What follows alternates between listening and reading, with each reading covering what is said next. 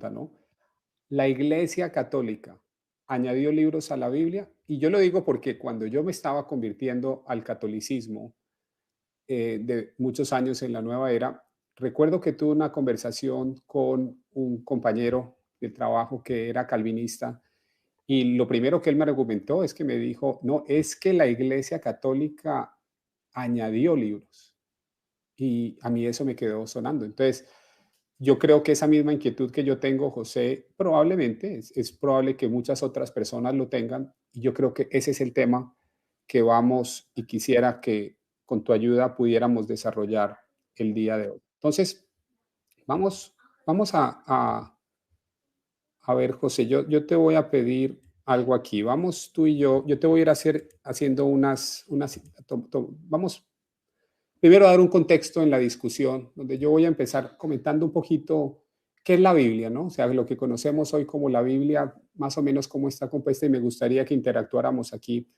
Eh, Sí, sí. yo lo que diría inicialmente, José, lo más básico, vamos a empezar desde cero.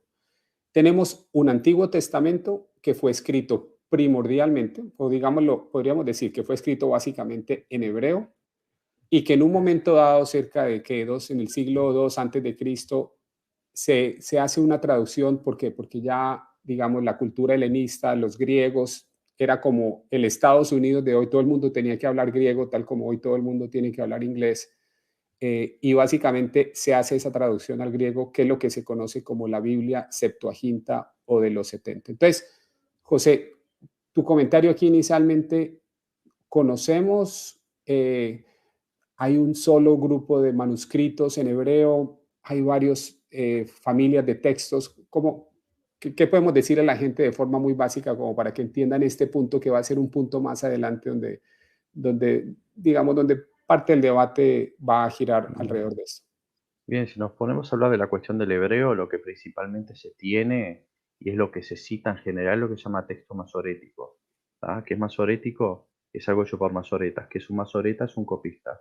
Es un texto que es medieval, que viene del siglo V después de Cristo, ¿tá? Y todo el proceso de compilación y todo llega hasta el siglo XIV aproximadamente, ¿tá?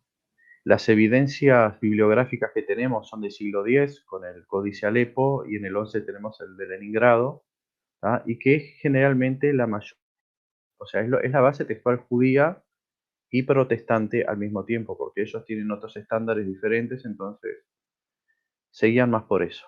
En el caso católico, ¿tá? Nosotros tenemos, o sea, y esto más para el rito latino, lo que es la Biblia Vulgata. ¿Qué es la Vulgata? Es como que una versión popular hecha en la lengua del pueblo, que fue traducida por San Jerónimo al latín. ¿Cuál es la base textual de la Vulgata? Bueno, si vamos al Antiguo Testamento, es el hebreo, pero es un texto diferente al masorético. Tiene Ese es un punto bien interesante, ¿no? Bien, bien, bien interesante, porque lo que estás diciendo, José, y algo que todos deberíamos tener en cuenta es que no hay una sola familia de textos.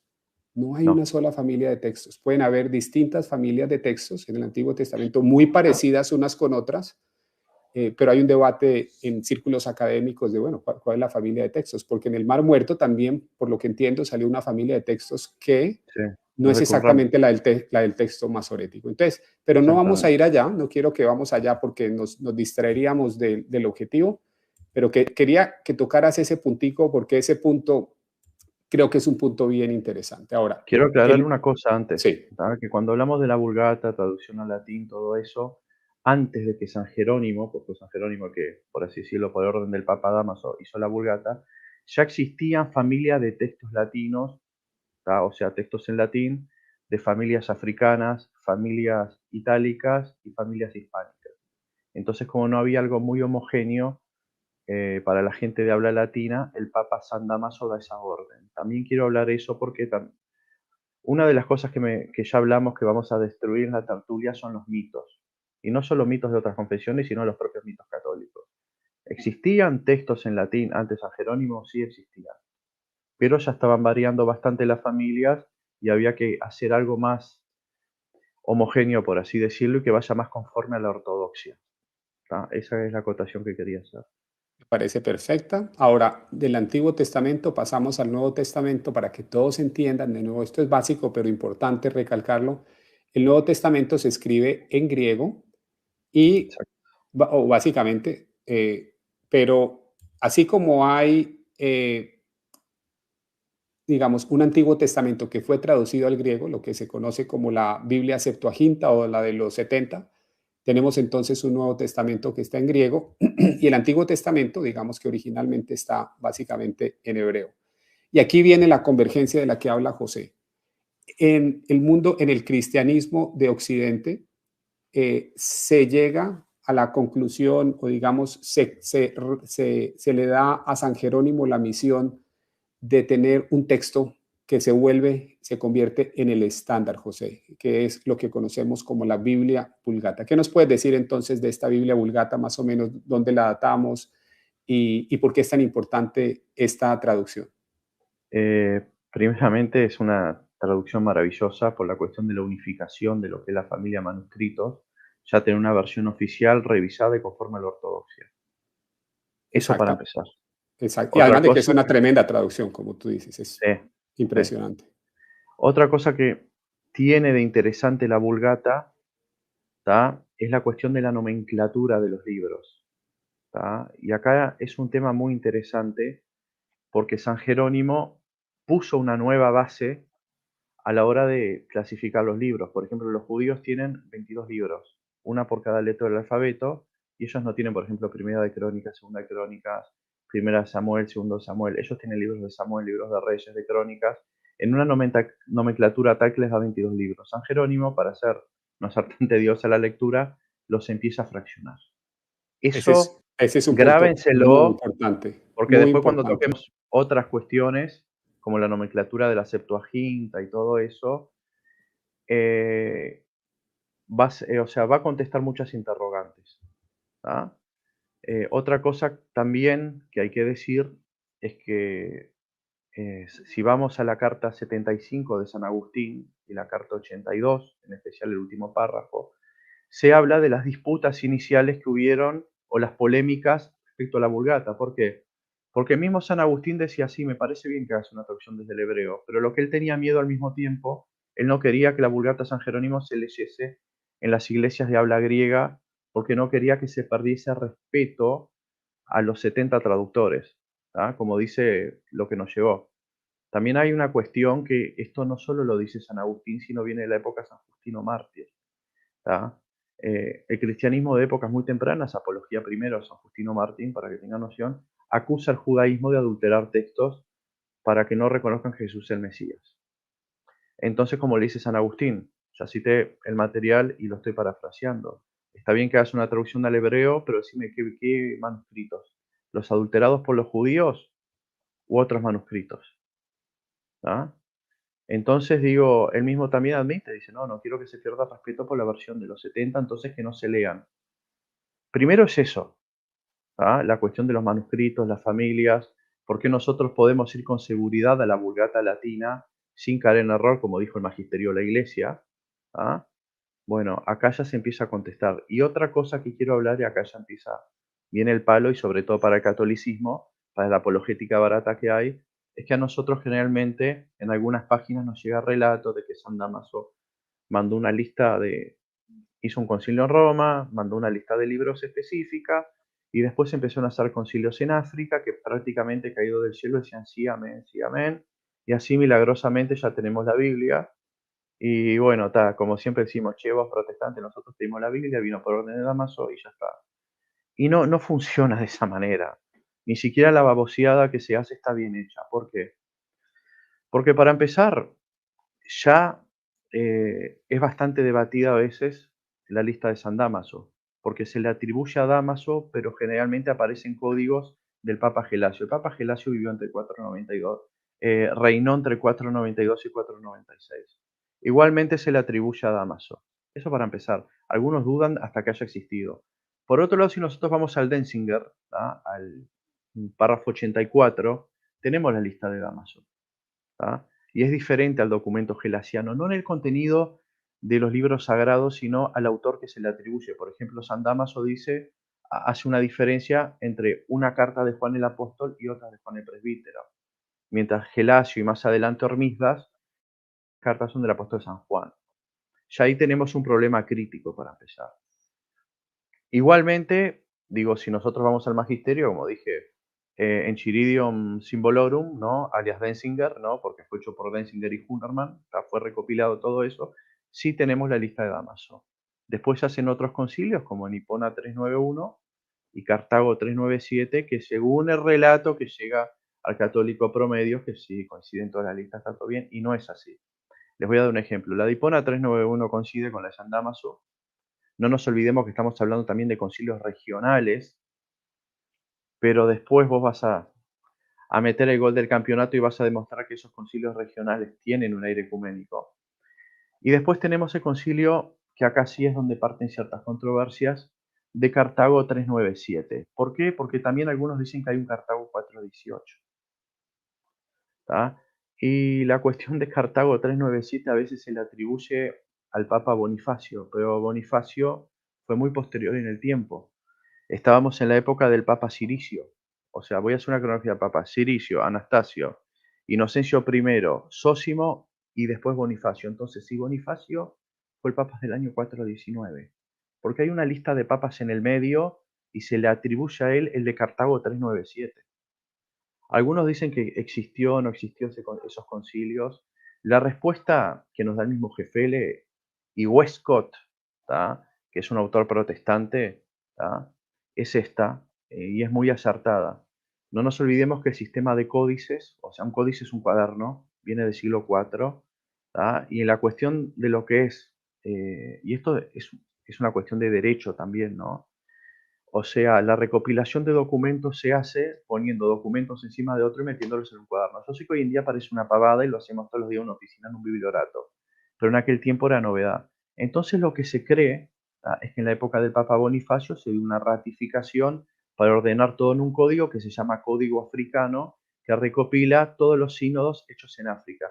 Y hay un detalle muy interesante, esto lo hablaba con un amigo mío, Max Roper Calvo también, que él es un acérrimo defensor de lo que es la iglesia. Yo una vez le estaba mostrando y digo, pero mirá que Cartago 397 le faltan 2 libros. No es la misma lista de San Damaso ni de Hipona 391. Entonces acá vemos que el relato católico que siempre queremos transmitir y babosearle a los protestantes en la cara ya está chongo. ¿Tá?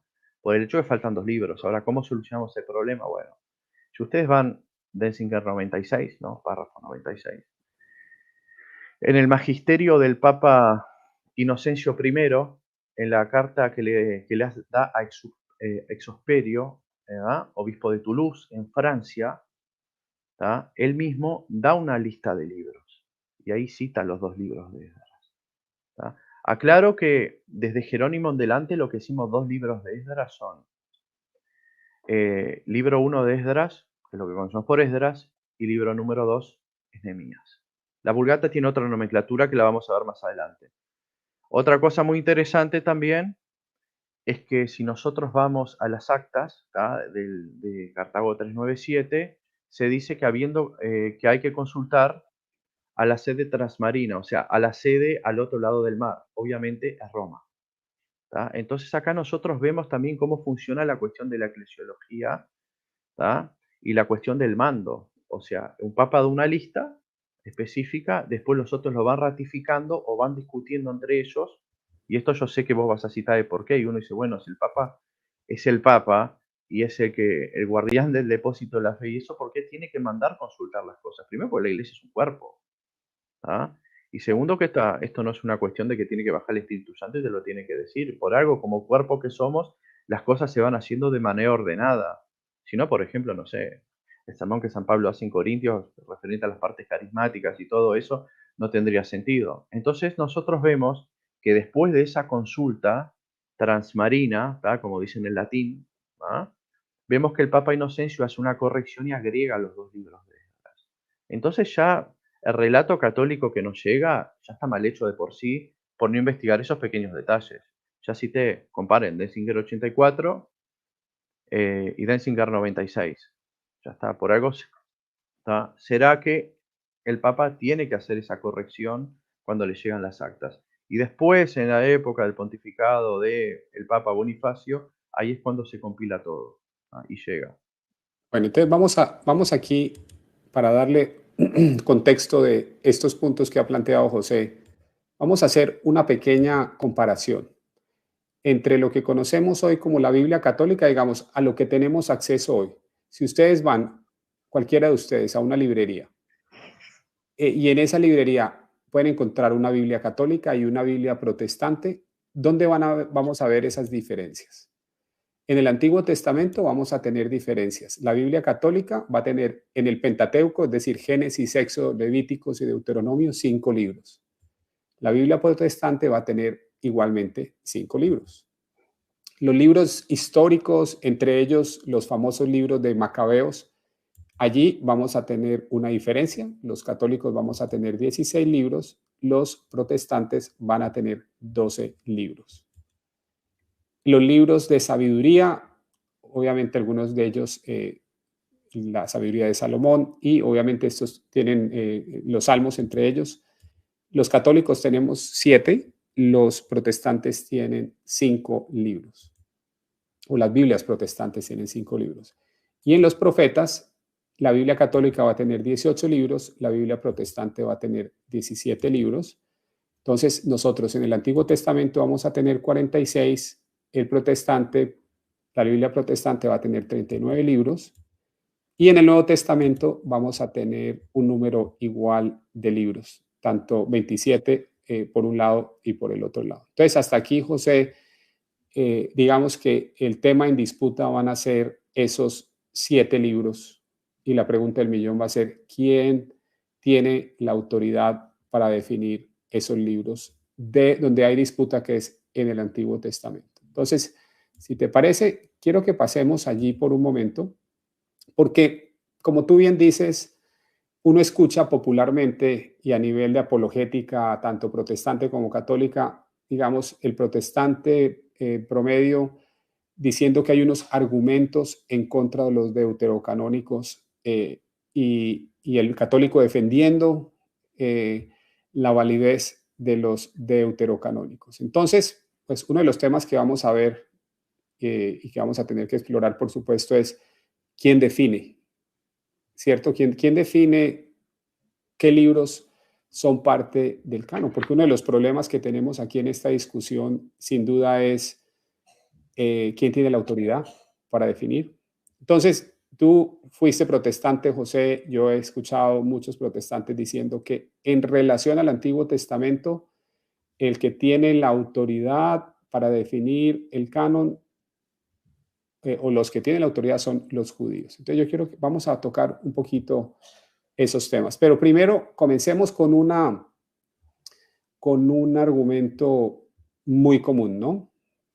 Los deuterocanónicos, Macabeos, Tobit, Sabiduría de Salomón, muchos de estos libros, lo que nos dicen, o todos estos libros, no se citan en el Nuevo Testamento. Los apóstoles no los citan. Entonces, quisiera ver tu argumento y quisiera que tocáramos estas citaciones.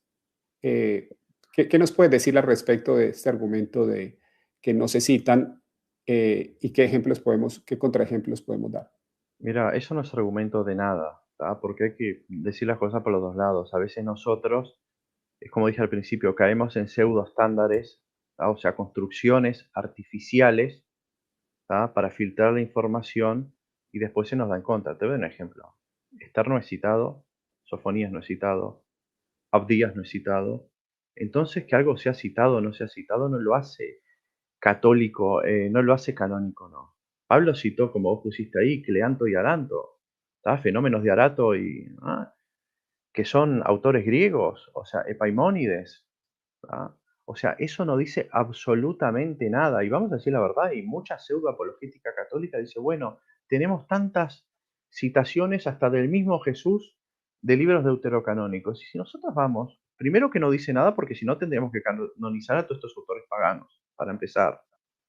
¿Tá? Y segundo, que vos empezás a ver la cita uno por uno, y son todas citas recontraforzadas, que andás a ver si la están citando de ahí. Es una especie de malabar bíblico.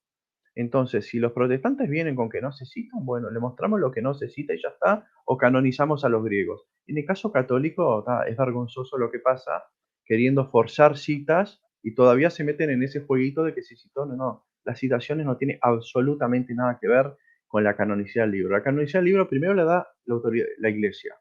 Ya sé, obvio, tenemos diferentes concepciones eclesiológicas, o sea, diferentes concepciones de lo que es la Iglesia. Bien, pero bueno, ¿cuál es el proceso que se hizo para dictaminar listas de libros o no? Pues sabemos que también esto es algo muy tardío, que viene ya por el siglo IV en delante. Si bien antes tenemos listas, el proceso que se hizo para formular un canon ya empezó tardíamente, casi medio milenio, ¿tá? Y terminó más adelante en la Edad Media, ¿tá? Las fechas y todo lo vamos a citar después, pero yo lo que quiero ir es esto, las citaciones no tienen nada que ver. La iglesia es quien dictamina. ¿Y qué iglesia? Bueno, yo debe ser la católica, pero ¿cómo lo dictaminó? Ahí está el quid. ¿Son acaso, es autoritativo acaso la opinión de cualquier crítico textual o cualquier documento que te pongan así por la cara? Porque una cosa es lo que se llama el depósito de la fe, que es como un almacén, por así decirlo, donde está contenida toda la doctrina y la revelación del Espíritu Santo, sea en acto y sea en potencia. Y el único que tiene la autoridad para entrar y mover ese almacén es el magisterio. ¿Quién es el magisterio? Numeral 85 del Catecismo. Es el Papa y los obispos, que estén en comunión con él, porque un obispo sin comunión con el Papa no es. Obvio que para los católicos, para nosotros es muy fácil, pero lamentablemente hoy día hay católicos que no lo entienden esto. ¿Tá? Igualmente yo sé que vos cuando quieras vas a meter el gol del campeonato y vas a mostrar cuál es el criterio, ¿tá? Citando a un autor que fue contemporáneo a todo ese proceso para dictaminar. Y con eso yo sé que vos vas a demostrar que no fue un capricho del Papa San Damaso. ¿Tá?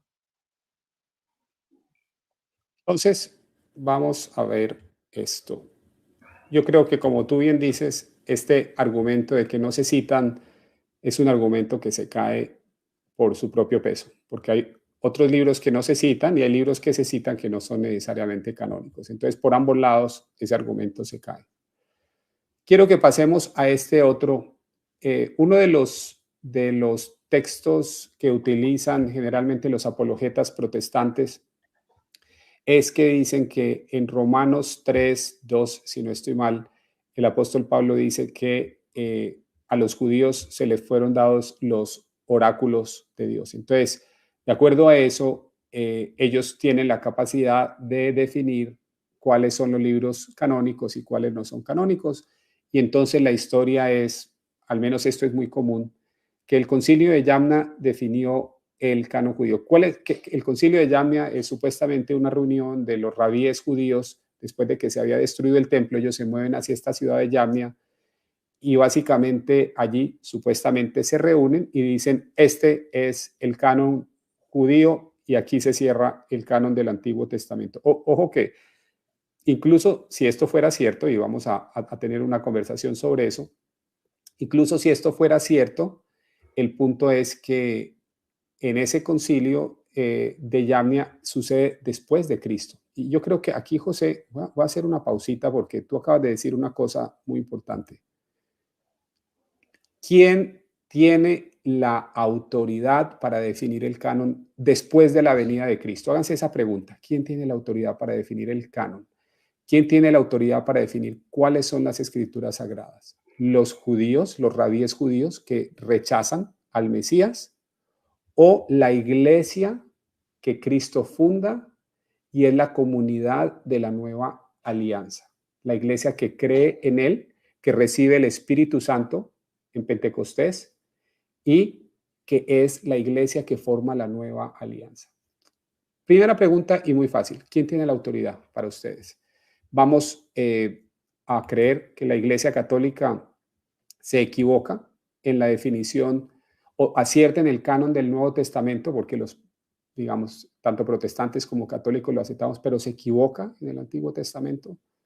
Yo creo que ahí hay una incoherencia bastante fuerte, José, pero lo que yo quisiera, entonces, toquemos por un segundo este tema del concilio de Yamna. Y ahorita te voy a pasar la palabra, pero quiero comenzar con el origen de este mito, porque voy a aseverar que esto es un mito. Y para eso tengo una cita de H.A. Ryle en un libro de Canon the Old Testament que fue escrito en 1892, que dice lo siguiente: ahora sabemos que un concilio judío de rabíes se reunió en Yamnia, a poca distancia de Jaffa, cerca del año 90 después de Cristo. Tenemos en este sínodo la ocasión oficial en la que el canon hebreo fue determinado firmemente por autoridades judías. ¿Qué tienes para decir al respecto, José? El concilio de Eh, Yavne. Mira, para empezar, el concilio de Yavne, o Yavne se puede decir también, ¿no? Por las dudas, ¿tá? Fue una reunión de fariseos, ¿tá? Que se hizo para reestructurar el judaísmo después de la guerra con Roma, ¿tá? Yo ahora, la fuente que estoy hablando de esto es un judío precisamente, filósofo, teólogo, músico, gran amigo mío, Irving Gatel, que he debatido con él y también me he nutrido mucho con él, y un saludo. ¿Ah? Para empezar, después de la guerra tuvo que haber esa reestructura. ¿Por qué? El grupo predominantemente fuerte y que sobrevivió y que hoy el judaísmo actual, por así decirlo, es heredero, son los fariseos. ¿Tá? Después sabemos muy bien que tenemos en las filas del judaísmo de la época los saduceos, que ya fueron asimilados por los anteriores. ¿Tá? Y como sabemos muy bien, y podemos ver hasta en el libro de Hechos de los Apóstoles, cuando a Pablo lo llevan ante el Sanedrín, el propio Sanedrín estaba hecho por esas dos facciones. ¿Tá? También después tenemos los judíos de Alejandría, que ahí como que no cortan mucho, sino que ellos después se trasladan a Roma por el siglo III y hacen una gran colonia europea. Y tenemos otros grupos que ya, por ejemplo, fueron exterminados, como en el año 68 pasó con los esenios, que vino la 10ª Legión Romana y los caminó por encima. Como me dijo Irving Gatel, los romanos los mandaron a hacer gárgaras. Así de sencillo. Y es irónico porque también los romanos ahí encima hicieron un acueducto. Así que no me extraña que los manden a hacer gárgaras, como decía Gatel. Y otra cosa muy interesante, también hay que aclarar que no todos los protestantes creen lo de Jamnia. Obvio que vos ya diste una fuente académica, acá el objetivo de la tertulia no es darle palo a sí mismo, sino aplicar crítica a los relatos que nos llegan, igualmente católicos, ¿no? Como yo les estoy dando. Yo no perdono a nadie. Y puedo citarte, por ejemplo, a Brand Tritt, ¿no? Y esto fue cortesía yo el Palomares, un amigo mío que estudié muchísimo el tema, que es un teólogo católico que lo desmiente. O sea, nunca existió, a ver, los judíos no se manejan como nosotros. Está bien que nosotros tomamos muchos modelos judíos y lo aplicamos para lo que es la nueva alianza, pero ellos no tienen las mismas bases y fuentes de autoridad que nosotros. O sea, fue una reunión de fariseos para reestructurar todo el judaísmo. Una de las cosas que en una de las reuniones se tocó fue lo del canon, y ahí no hubo mucho problema. Se discutía si ciertos libros, como Eclesiastés, como Esther y como otro más, manchaban las manos. ¿Qué quiere decir que manchar las manos? Que eran libros sagrados. ¿Por qué se usa la expresión manchar las manos? Porque los judíos cuando se ponían a escribir, a la hora de escribir el nombre de Dios, tenían que hacer ciertos rituales de lavamientos de manos y todo eso para poder escribirlo. ¿Y saben cómo quedó? Quedó como era el propio canon fariseo. Y me parece que también vamos a tener que hablar de lo que pasó antes de Yavne, porque sabemos que el judaísmo era muy plural en el siglo I. Porque no había un solo consenso entre judíos. También, por a veces una objeción misma es esa, que los judíos ya tenían todo armado. O sea, ¿había un canon cerrado, por así decirlo, en la época de Jesús? No, no lo hubo. ¿Se cerró en Yavne un canon? No, no se cerró un canon. Lo que hay que decir es que igualmente la nomenclatura de libros quedó igual que como lo atestigua Josefo, que por así decirlo llamémoslo canon fariseo. Yo aquí quiero añadir algo importantísimo, importantísimo, y quiero mostrar una fuente en caso de que alguien tenga cualquier tipo de duda. Voy a poner el link. Estoy en lo que se conoce un website que se llama cefaria.org, donde es un sitio donde se ponen todos los textos judíos, los Mishnah, comentarios de libros, por ejemplo, ahí están los comentarios de Abraham y Ezra. Es un sitio de judaísmo muy, muy completo. Y en el Mishnah Yadayim se pone una conversación que tiene lugar aproximadamente al final del primer siglo. Se las voy a mostrar. Ahí está, digamos, uno de los grandes y los famosos, el famoso Rabí Akiva. Y tal como dice José, se habla eh, en este texto se habla de qué cosas manchan las manos, como dice José. Y particularmente, digamos, o sea, de forma bastante llamativa, supuestamente los libros que son canónicos en el lenguaje de ellos manchan las manos y los que no son canónicos no manchan las manos. Pero les voy a leer un poquito aquí lo que dicen los rabíes, por una razón muy importante, porque el punto que dice José, no hay un canon cerrado a la muerte. Cuando Jesús muere, el canon del Antiguo Testamento no ha sido cerrado. ¿Cómo podemos confirmar eso? Porque está la evidencia histórica, están los Mishnas. Miren lo que dice. Eh, dice así.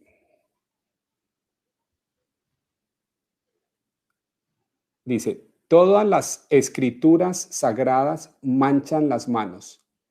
El Cantar de los Cantares y Cogelet, o sea, el libro de Eclesiástico, manchan las manos. El rabí Judá dice, el Cantar de los Cantares mancha las manos, pero hay una disputa sobre el libro de Eclesiástico. El rabí José dice, el libro de Eclesiástico no mancha las manos, pero existe una disputa sobre el Cantar de los Cantares. El rabí Shimón dice, lo que decimos acerca de Eclesiástico es una cosa que tiene que ver con Ben Shammai y uno de los temas con Ben Hillel. Rabí Shimon Ben Azir dice, he recibido una tradición de los 72 ancianos en el día en que ellos le dieron su poder a Rabí Eleazar Ben Azaría, cabeza de la academia, de que el Cantar de los Cantares y Eclesiastés manchan las manos. Rabí Akiva dice, no hay chance.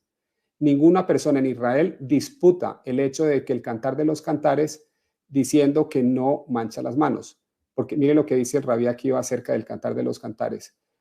Porque el mundo entero no vale nada comparado con el día en que el Cantar de los Cantares se le fue dado a Israel. Entonces, ¿a dónde voy? Y este es un texto que ustedes pueden encontrar al alcance de un clic. A lo que yo voy es que yo quiero mostrarles que lo que José está diciendo, ustedes lo pueden encontrar al alcance de un clic. Ahí están los comentarios de los rabíes, la tradición oral judía nos muestra que no había un canon cerrado. Todavía estaban discutiendo si el Cantar de los Cantares era un libro que manchaba o no manchaba las manos. En otras palabras, si era o no parte del canon. José, ¿tú qué opinas de eso? No, está todo muy claro. Ya está. A mí lo que me gustaría sería hablar también un poquito de lo que pasó, en cómo estaba constituido el judaísmo en la época de Jesús y antes de Yavne y de la guerra de los romanos, pero yo creo que acá con esto ya es Exacto. contundente. Pero te voy a hacer entonces la pregunta. Cuando a mí me dicen es que los judíos son los que van a definir el canon del Antiguo Testamento, la pregunta que yo te haría, ¿cuáles judíos, José? ¿Los fariseos, saduceos o los esenios? Sí, ¿Cuál podría ser la respuesta? muy buena pregunta, porque vos fíjate que si vamos a la época de Jesús, ¿tá? Habían diferentes cánones. Por ejemplo, Josefo nos atestigua lo que hoy en día para nosotros es la sección protocanónica, que es el canon que tienen los protestantes, ¿tá? Que dicen que lo recibieron así después del exilio. En cambio, vos tenés fuentes, si no me equivoco, es Eusebio, a ver, déjame ver acá, acá está. Orígenes, ¿tá? Y San Jerónimo nos dice que los esenios, por ejemplo, creían en la Torá nada más, como base autoritativa, no creían en otros libros. Y acá hay una cuestión que quiero mencionar, ¿tá? Respecto a esto, es el hecho de, no sé si se acuerdan la pregunta que le hacen a Jesús sobre la resurrección. ¿Tá? O sea, imagínense, esto vamos a decir la verdad, siendo honesto intelectualmente, está parafraseándole el libro de Tobit. ¿Tá? Dicen, imagínese maestro que hay una mujer que se le muere el marido y así se casa a vuelta, se muere otro y pasan 7 tipos, y se mueren. Entonces, cuando resuciten, cuando resucite el marido, la mujer, ¿cuál de los hombres es el marido? Pues no nos olvidemos que los saduceos no creían que había una resurrección. ¿Tá? Jesús, por ejemplo, les contesta de una manera muy sagaz, diciéndoles de esta manera, sí.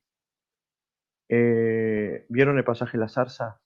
El mismo Dios, ¿tá? Y está citando Éxodo 3, 14, 15, que dice, soy el Dios de Abraham, Isaac y Jacob. Dice, Dios no es Dios de los muertos, porque para Él todos viven. Entonces acá vemos algo muy interesante, ¿tá? Que es una estrategia dialéctica. En pocas palabras, a Jesús, y esto es la explicación que da el mismo San Jerónimo, ¿tá? Que él dice esto, que al mismo Jesús le hicieron una pregunta para intentar encerrarlo. Entonces Jesús, como sabía que para ellos los profetas y las otras partes del Antiguo Testamento no tenían valor, con los textos que ellos sí creían que tenía valor los refuta. Pero que hay una cosa muy interesante, que a Jesús le están parafraseando una situación, un libro deuterocanónico. Si para Jesús, y esto es obvio que es algo que está implícito, no fuese autoritativo o no tuviese un valor de doctrina, de moral y todo eso, la sección deuterocanónica, ¿por qué le citan a Tobit? Para querer encerrarlo. ¿Y por qué Jesús, sabiendo cuál es el estándar de ellos, los mata con la Torá? Eso es algo que es muy interesante, ¿no? Y que el mismo Jerónimo también explica cómo él es el que da la explicación y la interpretación de ese pasaje. O sea, entonces lo que podemos concluir es que en el siglo I había un judaísmo diverso, los esenios también tenían otros libros, es más, hasta tenían un famoso canon secreto, que eran libros que tenían custodiados bajo 7 llaves. Esto es justo un estudio de Richard Meléndez, también tengo que mencionar mi fuente. Entonces, aparte de que vemos eso, lo que sí podemos discernir es que hay una conciencia de canon. Hay una conciencia de que hay libros sagrados. ¿Cuáles son? ¿Cuál es la lista exacta? No sé. Y quedó, en el judaísmo quedó abierto, no sé, hasta lo que vos me mostraste, no sé, primer, cuarto siglo I. Ya está. Cuando ya lo único que existía era la facción farisea. ¿Tá? Y en el caso nuestro de los cristianos, bueno, tuvimos que empezar a definir muchos siglos después.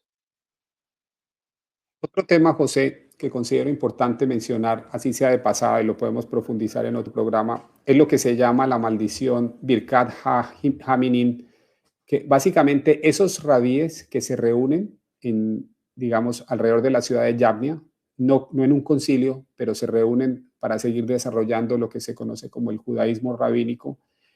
Esos mismos judíos, con su autoridad, definen una maldición para los herejes. Es una maldición que hacen contra los judíos, que son, ellos creen que están apostatando, y especialmente tiene que ver con los nazarenos. Ustedes saben, Jesús era un nazareno, entonces esta maldición muy probablemente iba dirigida a los que creían en Jesús como el Mesías.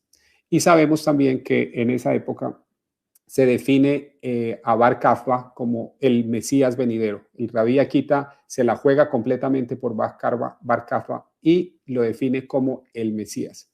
Entonces, el punto aquí es, yo encuentro esto muy problemático, José, para un no católico, porque si vamos a afirmar que vamos a creer en los judíos en cuanto al Antiguo Testamento y los libros que definen el Antiguo Testamento, son esos judíos los que están maldiciendo a los nazarenos, que son, en este caso, en muchos casos, van a ser los cristianos.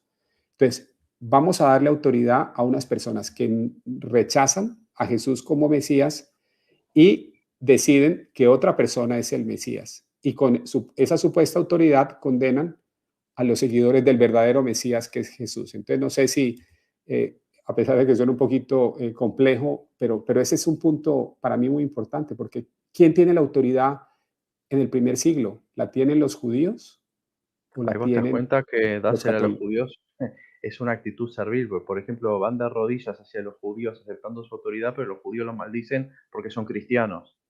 Además dicen nazarenos con nombre y apellido. Eso para empezar. Exactamente. Otra cosa que Con quiero nombre y apellido. Otra cosa que quiero decir es que cuando hice la citación de Jerónimo, pueden encontrar en la Catena Áurea, que fue una obra de Santo Tomás de Aquino, en la cual él pone las citaciones de los principales padres de la Iglesia en cada versículo que existe en lo que son los 4 evangelios. Les digo porque obvio que hablé de San Jerónimo, hablé de Orígenes, pero no había citado la fuente. ¿Tá? Así nomás se los digo. Lo de Orígenes está en Contracelso, libro 1, capítulo 49, versión en inglés. Entonces, allí, digamos, yo creo que ese mito creo que queda totalmente destruido, al menos en mi opinión. Ahora, viene otra común objeción a los deuterocanónicos y y es que existen errores históricos o de otro tipo, o temas que son supersticiosos en los deuterocanónicos. Con el tema de la superstición, quisiera hacer un comentario, específicamente me refiero a Tobit, al capítulo 8, pero ¿qué me dices tú para comenzar este punto acerca de los errores? Tienen eso, el hecho de que aparentemente los deuterocanónicos tienen errores históricos, ¿los inhabilita para ser canónicos? ¿Cuál es tu Para, opinión? mira, para empezar, la autoridad no la tiene la crítica histórica para decir que un libro sea canónico, que no, porque también podemos mostrar errores que hay en los protocanónicos. Por ejemplo, fíjate los dos relatos de Génesis. Y aclaro, dos relatos. No es un relato general Génesis 1 y uno particular Génesis 2, como dice McDowell, por ejemplo, que dice que uno sea un paneo general, después se va a lo particular, porque en uno Dios hace primero a las plantas y después al hombre, y en el otro viceversa, y ahí te altera toda la mecánica del relato. Eso para darte un ejemplo. Te puedo citar también, aclaro, con esto no estoy queriendo tapar que los deuterocanónicos no tengan ciertas imprecisiones históricas ni tengan errores, porque los tienen. Tenés dos versiones de la muerte de Antíoco Epifanes. Ya está. Bien, gracias.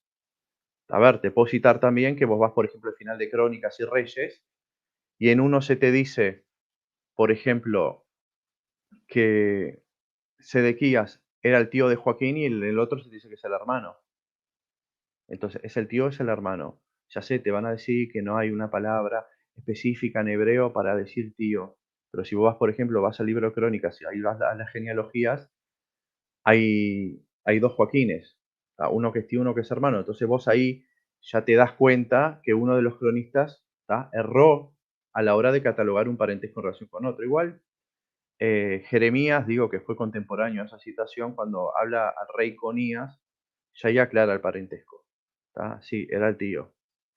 O sea, la Biblia no es un todo lógico perfecto porque tiene un montón de inconsistencias en esos que no afectan a la doctrina, pero que las tienen los proto y los tienen los deuteros.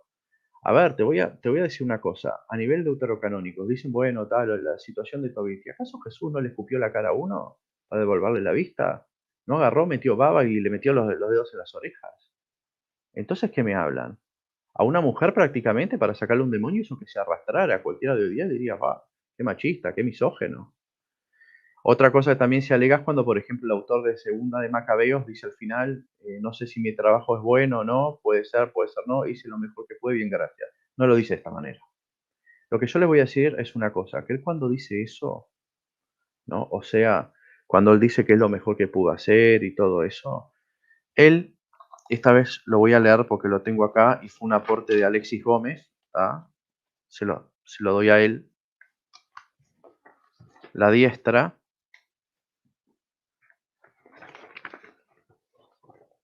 A ver, perfecto. Cuando dice acá, hace, perfecto, la calidad, respondo. Cuando dice, así como es perjudicial beber vino solo o agua sola, mientras que el vino está mezclado con agua, es una bebida muy agradable que aumenta deleite, así también la historia inteligentemente compuesta deleite los oídos de aquello la obra. Cuando nosotros vemos que él dice que puede no ser buena la obra y todo eso, él usa para eleuteros, que es la misma palabra griega que en 2 de Corintios 11:6 usa San Pablo cuando dice, aunque soy tosco en palabras, soy grande en conocimiento. Es la misma palabra, podemos hacer la misma exegesis. Entonces digo, eso no es argumento tampoco. Y la cuestión de la crítica histórica hay que sacarse de la cabeza, pues primero hay, como dije, hay un problema epistémico. ¿Qué problema? Que las ciencias sociales, y en eso está la crítica histórica, no son ciencias duras como la biología, como la física, como la química, no son ciencias netamente analíticas como la matemática o la lógica, que vos sabés que 2 más 2 te va a dar 4, y sabés que cada silogismo tiene reglas, y si no caes en una falacia y es un error, sino que es un plano con margen de error. Entonces, si vos, o sea, te pones bajo ese estándar, digamos que la asistencia al Espíritu Santo la tenés que hacer un costado y vas a llegar puedes llegar a una verdad, pero siempre vas a tener un grado de incertidumbre. O sea, es modernismo puro y duro poner a la crítica histórica como la única o como la última autoridad a la hora de catalogar si un libro es o no es canónico. Y Eso, aquí viene la gran diferencia, ¿no? O sea, o nos vamos a ir por el tema de la crítica histórica o nos vamos a ir con el tema de la autoridad que tiene, como tú bien decías, y lo voy a reenfatizar, el Papa en conjunción con los obispos, es decir, la eclesiología católica en su mejor expresión. Aquellos a los que Jesús les da la autoridad, la comunidad de la nueva alianza, o una persona en el siglo XX estableciendo unos criterios que le parecen los criterios adecuados. 17 ya, porque la cuestión de empezar a deconstruir la fe y eso, ponele, podemos citar Baruch Spinoza en el judaísmo, Hobbes con los libros, es más, Baruch Spinoza de los propios judíos lo dejaron de tal manera que después, si no me equivoco, murió en España, ¿no? Creo que sí. Sí. Sí, creo que sí. En el tour que ellos hacían, digamos, las peregrinaciones, un recorrido obligado a una parada y a la tumba de Spinoza y escupírsela, para darles un ejemplo, ¿no? Y bueno, y con el cristianismo la desconstrucción empieza con Hobbes, por ejemplo, y después, bueno, tenés esas escuelas alemanas, Bultmann, Dibelius, Kassemann, que ahí sí es cuando se pone pesada la cosa y se entra a infiltrar primero en el protestantismo. Ellos son mucho más permeables por el tipo de eclesiología que ellos tienen, porque ellos son criterios críticos históricos hasta más no poder, independientemente de que sean cristianos, que confiesen a Jesucristo, todo eso, ya tienen una concepción diferente de iglesia. Entonces, bueno, los permea más. A nosotros igual nos llegó y nosotros lo sacamos, pero costó. Igual tenemos atisbos y coletazos, pero bueno, o se da por malicia o por ignorancia, porque la Comisión Bíblica, por ejemplo, en la época de San Pío X, tocó el asunto, ya desde la época de León XVIII se escribe Providentissimus Deus, más adelante en el año 1943 se escribe Divino Aflante, entonces nosotros tuvimos un proceso gradual de depuración de todo ese modernismo. ¿Tá? Pero hay que decir que la crítica histórica para nosotros no tiene autoridad alguna, es una herramienta muy útil, sí, pero dentro de los límites que nos da el magisterio. Correcto, ese es muy buen punto. Ahora, José, yo quiero pasar a este punto porque este es un punto que, tengo que admitirlo, me molesta cuando alguien me hace esta objeción a los deuterocanónicos. Es citar Tobías 2, creo que es 1.3 o 1.4, perdón, Tobías 8, el principio de este libro, que es un deuterocanónico, usted no lo van a encontrar a Tobías en la Biblia protestante. Miren lo que dice, los críticos dicen que este es un pasaje donde hay, como les decía, es una especie de superstición. Entonces el pasaje dice así: cuando acabaron de comer y beber, decidieron acostarse y tomando al joven lo llevaron al aposento.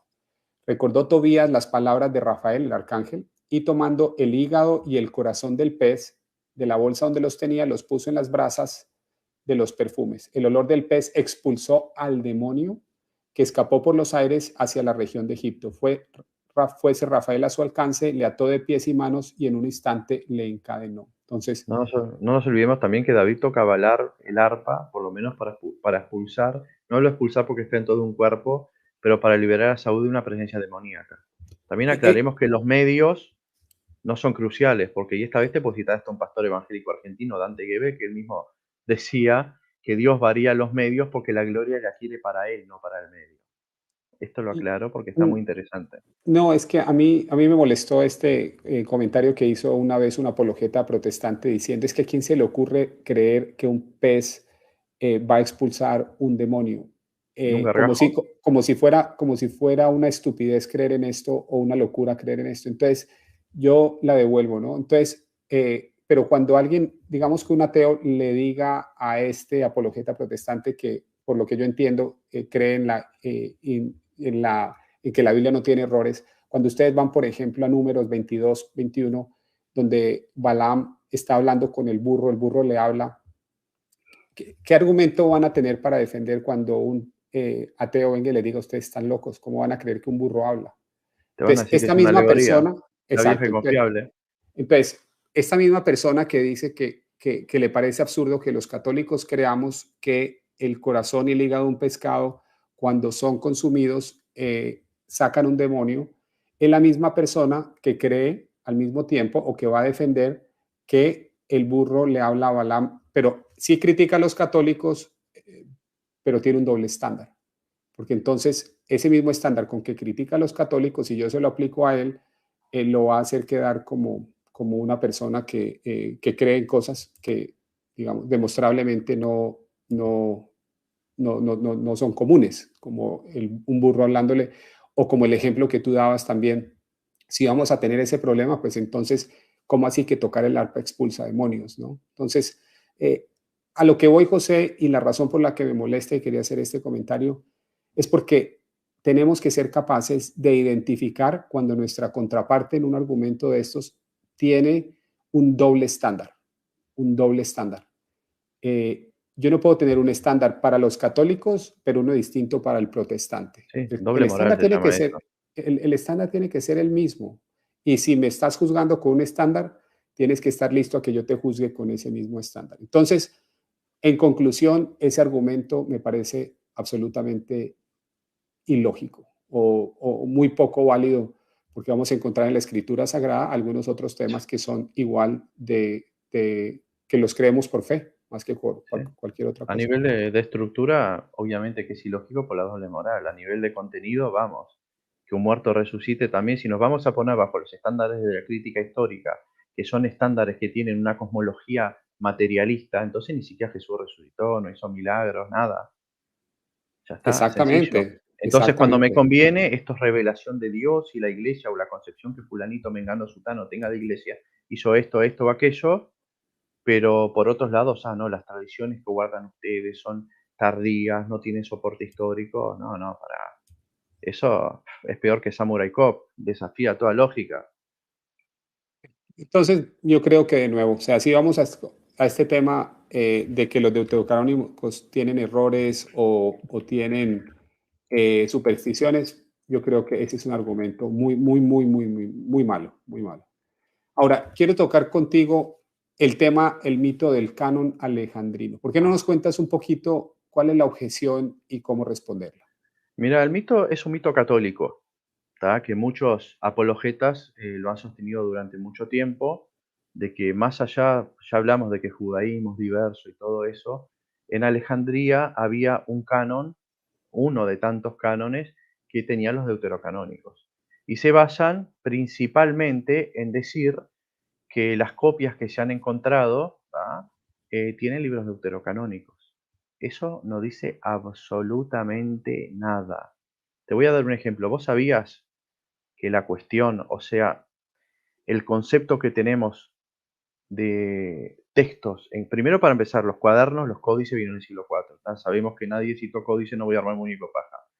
Pero compilar libros en una compilación, ¿tá? Que se considere sagrada, no, o sea, es algo anacrónico que vino en el Concilio de Trento, porque por una cuestión de impresión, porque acordémonos que poco antes del Concilio de Trento ya se inventó la imprenta, la Iglesia Católica ya tenía los libros canonizados y dogmatizados, que no los dogmatizó en el Concilio de Trento, aclaremos, los dogmatizó en el Concilio de Florencia, 100 años antes de que existiera el protestantismo. ¿Tá? Ustedes pueden ver esas listas en la encíclica Cantate Domino, ¿tá? Que son encíclicas hechas para iglesias orientales que volvieron a la comunión con Roma, entonces tenían que hacer una profesión de fe. Te puedo dar ejemplo de los sirios, te puedo dar ejemplo de los jacobitas. ¿Tá? Entonces ellos tenían que confesar esos libros.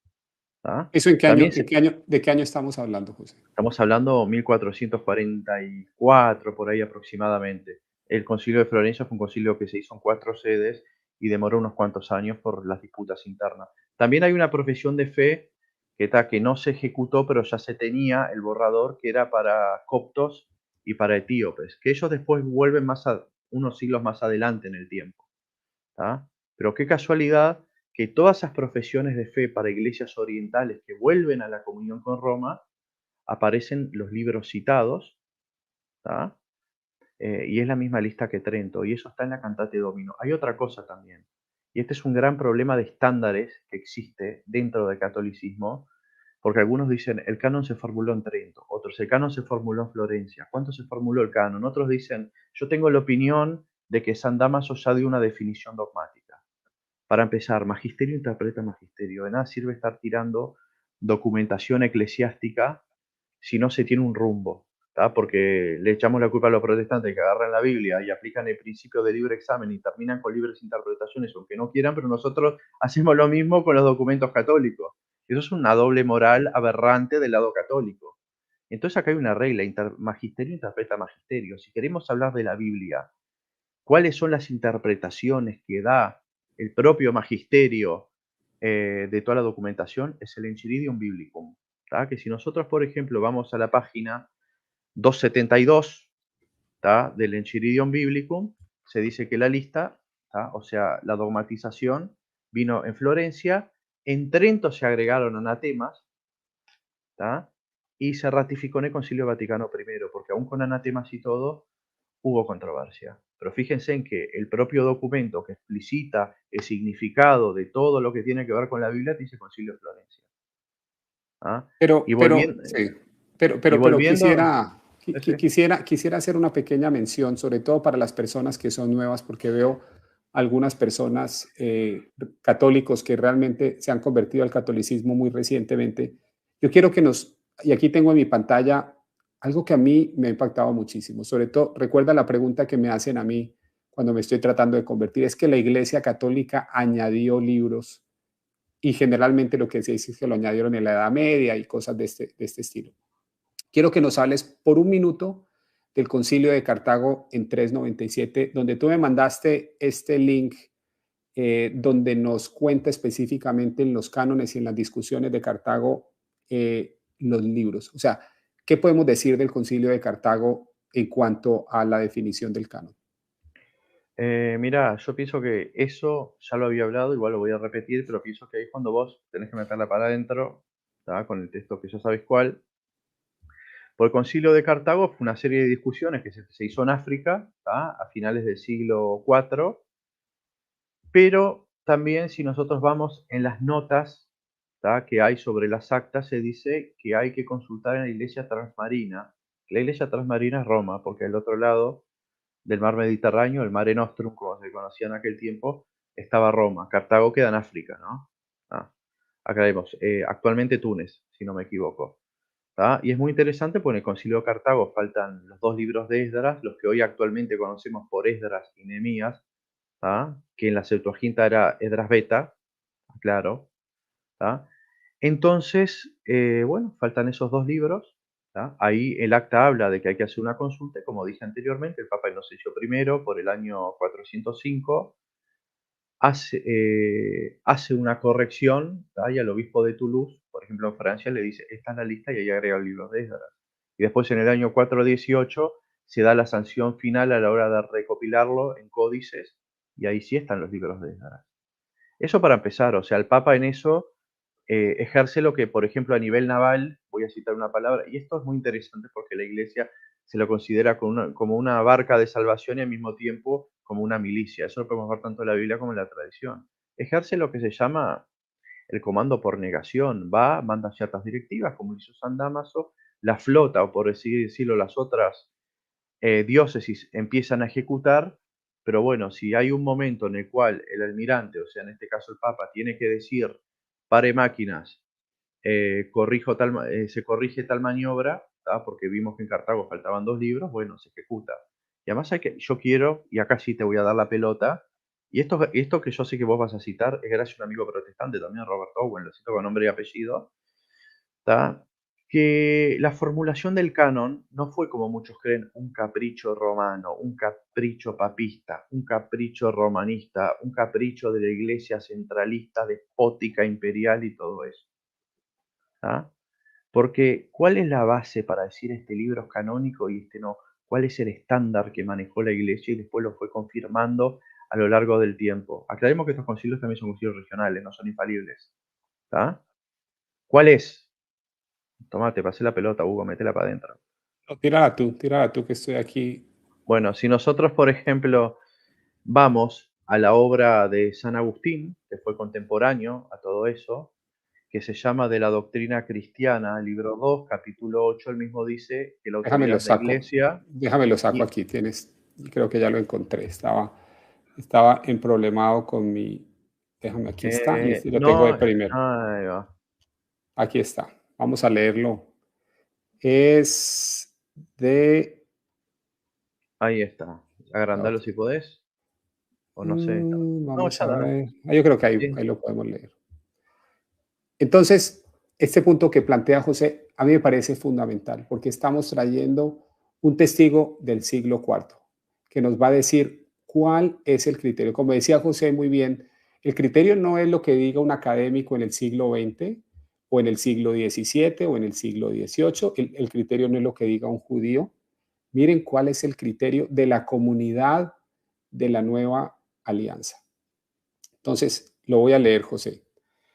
Y esta es, digamos, la introducción. Dice, para saber el criterio acerca del reconocimiento de cuáles escritos son considerados inspirados, la respuesta la encontramos en la obra de San Agustín de la Doctrina Cristiana, libro 2, capítulo 8, y aquí voy a dejar la nota al link en los comentarios al video. Dice, volvamos pues la consideración al tercer grado, del cual propuse tratar y exponer lo que el Señor me sugiriese.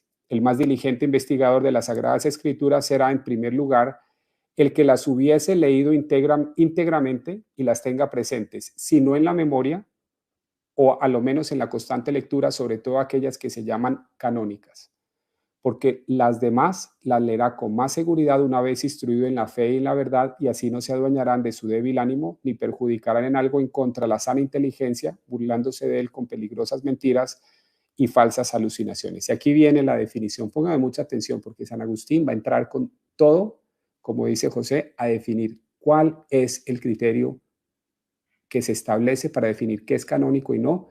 Y esto obviamente viene de la tradición apostólica. Dice, en cuanto a las escrituras canónicas, siga la autoridad de la mayoría de las iglesias católicas, entre las cuales sin duda se cuentan las que merecieron tener sillas apostólicas y recibir cartas de los apóstoles. El método que ha de observarse en el discernimiento de las escrituras canónicas es el siguiente. Aquellas que se admiten por todas las iglesias católicas se antepongan, es decir, tengan más prioridad a las que no se acepten en algunas. Entre las que algunas iglesias no admiten, se prefieren las que son aceptadas por las más y las más graves iglesias. Yo creo que cuando dice graves se está refiriendo a que más autoridad, a las que únicamente lo son por las menos y de menor autoridad.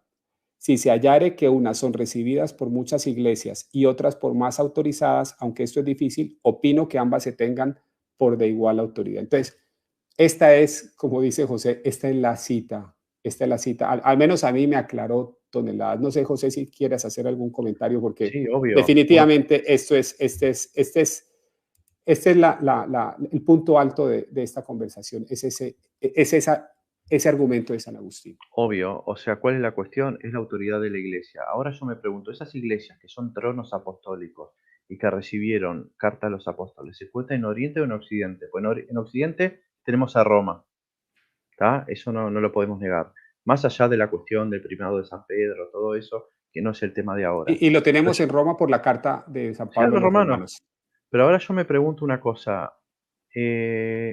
Jerusalén, ¿tá? Que Jerusalén se cree que ahí estaba Santiago, ¿tá? Éfeso, Colosas, ¿tá?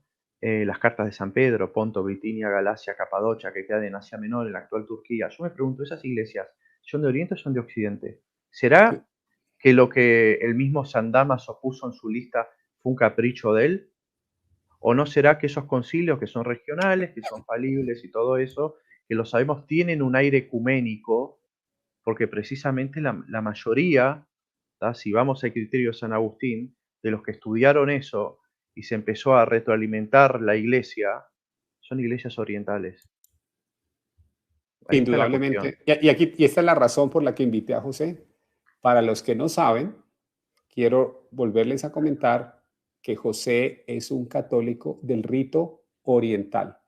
Y para aquellos protestantes que creen que el catolicismo únicamente es el catolicismo romano, déjenme decirles que José no es un católico romano, sino es un católico maronita, del rito oriental maronita, en, digamos, que acepta el magisterio papal, que acepta el Papa Francisco, y que lo que vemos, digamos, él tiene la riqueza de tener toda esa tradición de la Iglesia Oriental, que como él bien dice, ahí es donde están todas estas cartas a las cuales nos dice San Agustín, los apóstoles les dirigieron misivas, ¿no? Entonces creo que ese punto, como tú mencionas, es muy, muy, muy importante. Pero igual el énfasis en el hecho de que, a ver, si algo se van a llevar hoy de esta charla, hemos hablado de muchas cosas muy interesantes, de historia, argumentos, pero el más importante, pienso yo, es este.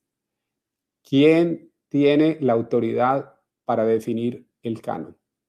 Es, tal como lo define San Agustín, es la iglesia. ¿Quién tiene esa eclesiología que vemos en el siglo primero, en el siglo segundo, tercero, cuarto, quinto, hasta el siglo XX. Esa eclesiología está en la Iglesia Católica. Es decir, esa estructura, los obispos, los diáconos, esa estructura está en la Iglesia Católica y obviamente en cabeza de un pastor que es el sumo pontífice, que en el caso de la Biblia pues tenemos por la primacía de San Pedro. Entonces, ese es un punto absolutamente importante y creo que vuelve al tema de José. Hoy en el modernismo nos hablan, hay argumentos de que este libro sí, este libro no. Incluso en estos días, no sé, José, si te diste cuenta, un reconocido filósofo en un debate con un apologeta católico decía que en el protestantismo el canon todavía está abierto, o sea, pero en el protestantismo no hay magisterio. Entonces, ¿cómo van a hacer para cerrar el canon en el protestantismo? O sea, O hay diversos magisterios, ¿no? Por así decirlo. Vos hablar con exactamente. luterano te va a decir, pero te va a decir que es falible y todo eso. Y quiero volver al punto inicial, ¿tá? Que vos diste. Y acá también matamos un mito pseudocatólico. El hecho de que, por ejemplo, viste, de que en una compilación de libros, si aparecen libros, tienen que ser eh, considerados sagrados. Eso es mentira porque eso vino con el Concilio de Trento, ¿tá? Por el hecho de que, como ya había mencionado anteriormente, se había inventado la imprenta, entonces por una cuestión de poder imprimir la Biblia en 42 líneas, se sacaron libros de la Biblia. ¿Tá? Y ahora va una sorpresita para los que no saben. Las Biblias antes del Concilio de Trento no solo tenían la sección protocanónica, la deuterocanónica y el Nuevo Testamento, sino tenían otros libros que se llaman apócrifos, que la palabra apócrifo no tiene un sentido negativo como hoy día se le da, sino que quiere decir escondido, que también iban incluidas. Y voy a dar un ejemplo. El propio Martín Lutero, cuando hizo la Biblia de él, tenía la sección apócrifa, por lo menos pasarla a pasar por católica. Hoy, igual muchos luteranos también dicen hoy día que son libros que aunque no sean de ellos para moral y doctrina, son útiles. O sea, si una persona dice, porque también ha salido el argumento de que hay comunidades católicas orientales que tienen Biblias con más libros. Entonces, bueno, les decimos que no, que disculpen, pero ese estándar es un estándar artificial, es un estándar mentiroso, es un estándar moderno, porque es completamente anacrónico decir eso, porque, como dije, por una cuestión de impresión, las Biblias, ahí sí se recortó esa sección apócrifa y se dejaron solo los libros inspirados, pero vino en el Concilio de Trento. O sea, antes de Trento y ya en la época de San Jerónimo, ¿tá? Como también se veneraba mucho la Septuaginta, estaban los libros canónicos, deuterocanónicos, todo más esa sección apócrifa. En Florencia también estaba. En Trento, por esas cuestiones económicas, se cortó. Y otra cosa, lo que vos acabaste de mostrar, el Papa Pío XI, ¿tá? En los años 20 mandó a hacer una Biblia, conocida por la Biblia, no, no es esta, ¿no? No es esta, es la Sí, otra. sí, la otra, ok. Es la otra. Es la Biblia que se llama Versión de San Jerónimo o Iuxta Vulgata, en la cual es una reconstrucción, por así decirlo, es una edición especial muy buena de la Biblia de Jerónimo. ¿Y cuántos libros tiene? Tiene los mismos libros que tenemos más esa versión. ¿Y qué libros son los apócrifos, por así decirlo, que en el Concilio de Trento fueron cortados? Oración de Manasés, Salmo 151. Eh, ¿Cómo es esto? La Mm, del dragón, Joel and the No, no, Dragón, no, Bell and the no. Dragon, no, Eso, ok. eso es canónico. ¿Cómo es? Tercera y cuarto de Macabeos, ¿está? Y, y ¿cómo es esto? Y tercero y cuarto de Esdras. La cuestión de Esdras la vamos a hablar muy adelante, un poco más adelante. Pero quiero que sepan eso también, que las Biblias siempre tuvieron más libros que los que se consideraban canónicos. Por eso si te dicen, tal comunidad católica oriental tiene más libros, sí, sí, está perfecto que los tenga, porque fue toda la vida así, pero cualquier católico oriental es muy consciente de cuáles son los de inspiración divina y cuáles no. Y que el Concilio de Trento hizo eso, y bueno. Y después los protestantes también, te voy a dar un ejemplo, antes de la Biblia Reina Valera 1909 también tenía la sección de deuterocanónicos. Más, vos, por ejemplo, si vas a la Biblia del Oso, la de Casidoro de Reina, la de 1569, también tiene sus libros. Es más, yo voy a decir la verdad, es una confesión, es un placer culposo que tengo esa Biblia. Me encanta porque todavía vos lees adelante y encima tenés hasta la prohibición del Concilio de Trento de no imprimir Biblia sin el magisterio romano te lo autorice. Esa es la versión anterior a la que después Valera revisa. Pero es muy interesante que el protestantismo también por muchos años mantuvo esa cultura. ¿Tá? Entonces digo, encuadernación con libros no es sinónimo de que todos los libros sean sagrados. Lo que te Déjame, dice que sí. no, ese es un tema fundamental. Entonces yo quiero que les quede muy claro el tema que está planteando José. Si nos dicen que hay algunas Biblias católicas que tienen más libros, como José bien lo dice, sí, eso puede ser posible, que pueden quedar como un anexo, tal como tú bien lo dices. Las primeras Biblias, entre esas la King James Bible, la primera Biblia tenía un anexo de lo que ellos llamaban los deuterocanónicos. En el caso de, pueden haber Biblias católicas y especialmente del rito oriental, que puedan tener algunos libros que son extra, pero no necesariamente son considerados los libros canónicos. Yo creo que esa es una Exacto. muy buena aclaración. Ahora, José, Quiero quiero acotar algo pasar. más. Quiero Sí, acotar algo más porque esta parte, digo, no tenemos que dejar, viste, cabos sueltos. ¿Tá? La cuestión de esto es precisamente es que basado en ese argumento muchos cuestionan si la lista de Trento es dogmática o no. Ya igualmente dijimos y citamos la Cantate Domino y también pueden ir al Catecismo, ¿tá? Que la lista se hizo anteriormente en Florencia. ¿Tá? Sé que tengo muchísimo más para decir de esto. bueno, déjame, hablemos un Sí, sí. segundo de esto porque ese es un punto importante, ¿no? Eh, Creo que esto, reconoces este documento donde nos dice, eh, dice así: tal es la antigua constante creencia de la Iglesia, definida solemnemente por los concilios de Florencia y de Trento, confirmada por fin y más expresamente declarada en el Concilio Vaticano, que dio este decreto absoluto. Los libros del Antiguo y del Nuevo Testamento íntegros, con todas sus partes, como se describen en el decreto del mismo Concilio Tridentino y se contiene en la antigua versión de la Latina Vulgata, deben ser recibidos por sagrados y canónicos. La Iglesia los...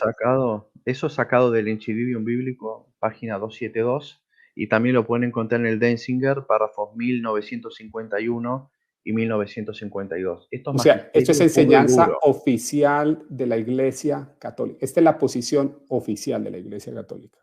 Voy a repetirlo. Otra, Los libros, ¿eh? sí, los libros del Antiguo y Nuevo Testamento íntegros, con todas sus partes, como se describen en el decreto del mismo Concilio de Trento y se contienen en la antigua versión latina vulgata, deben ser recibidos por sagrados y canónicos. La Iglesia los tiene por sagrados y canónicos, no porque, habiendo sido escritos por la sola industria humana, hayan sido después aprobados por su autoridad, ni solo porque contengan la revelación sin error, sino porque, habiendo sido escritos por la inspiración del Espíritu Santo, tienen a Dios por autor. Y ahí diría yo, punto, porque Gracias, Hugo, por es, esto, porque era esto lo que quería hablar y no me acordaba.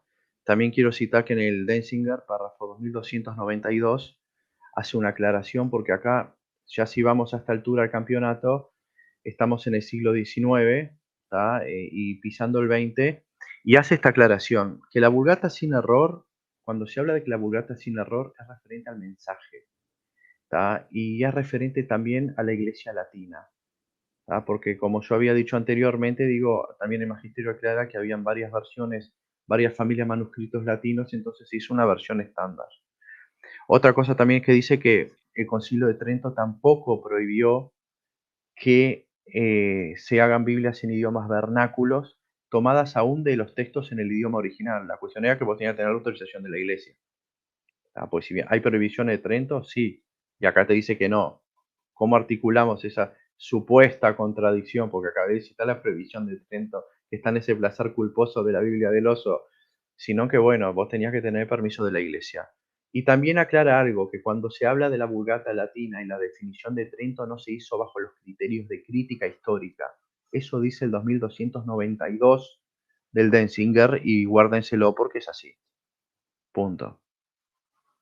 déjenme compartir con la gente eh, un temita de investigación, ¿no? Que surgió en esta conversación con José. Es un correo que quiero leer, José, que nos autorizaron a leer, porque va dirigido a una académica que está haciendo un PhD sobre específicamente sobre el tema de la Biblia, de los cánones, de eh, Las impresiones, las sobre todo, y impresiones, la sí. cuestión del linotipismo. Eso, mira, eso en sí lo hizo, para empezar, la doctora, ¿no? La catedrática se llama Luz María Rangel Alanís, ¿tá? Hizo una tesis doctoral que nosotros sacamos, cortesía Joel Palomares, un amigo mío, como cité, que es protestante, que es el que más habrá estudiado el canon de los protestantes que conozco, y no solo me pasó la tesis, sino que él se comunicó con ella, y yo sé que es lo que vos vas a mostrar, ¿entendés? Porque claro, también hay una cosa que hay que hacerme a culpa, que nosotros no podemos ser los protestantes, ustedes mutilaron la Biblia. Obvio, si hablamos a nivel teológico, sí, mutilaron 7 libros santos, no lo vamos a discutir, pero si vamos a un nivel más histórico y hablar a secas lo que es mutilar, nosotros las mutilamos primero, porque en Trento sacamos 3 libros, ¿está? En sí fueron 5, si nos ponemos a pensar, pero también eso varía con que los libros de Esdras y Macabeos los podés poner en uno solo. Entonces, ¿cuál es la cuestión? No podemos tener la doble moral si ustedes mutilaron la Biblia, pero a ver, ¿qué mutilamos? Si ustedes mutilaron primero en el Concilio de Trento, ¿tá? Eso es una cosa que hay que sacar de la cabeza. Obvio que mutilaron a nivel teológico, sí, mutilaron 7 libros santos, no lo vamos a discutir. Pero si vamos a un nivel histórico y hablar a seca lo que es mutilar, nosotros lo hicimos primero. Y es más, y muchos católicos modernistas o heterodoxos generalmente se quedan con el estándar de que, bueno, lo que yo dije, lo que esté adentro de las dos tapitas es lo que se considera santo, y no, no es así. Eso vino precisamente por cuestión de costos y de poder imprimir en 42 líneas la Biblia. Esa tesis está fenomenal. Te Bueno, dejo seguir.